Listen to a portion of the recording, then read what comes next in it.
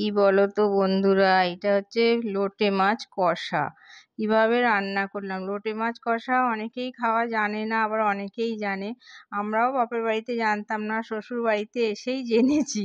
আসলে লোটে মাছটা প্রথমে ধুয়ে নুন হলুদ মাখিয়ে রেখে দিয়েছিলাম, জল বেরিয়ে গেছে, ও থেকে প্রচুর পরিমাণে জল বেরোয়।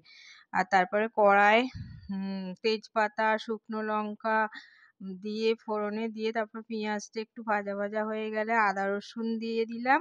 আদা রসুন দেওয়ার পরে টমাটো, গুঁড়ো লঙ্কা, হলুদ গুঁড়ো, জিরে গুঁড়ো দিয়ে কষিয়ে ভালো করে কষানো হয়ে গেলে মাছটা দিয়ে নাড়াচাড়া করে ঢাকা দিয়ে দিলে 10 মিনিট হয়ে যাবে লোটে মাছ কষা। এইভাবেই লোটে মাছ কষা করতে হয়। কেউ ঝুরু ঝুরু খায়, কেউ মানে কষা। আমি করেছি কষা, একটু রস রস আছে, বেশ ভালো লাগে খেতে। তোমরাও বন্ধুরা এইভাবে করে খেয়ে দেখো।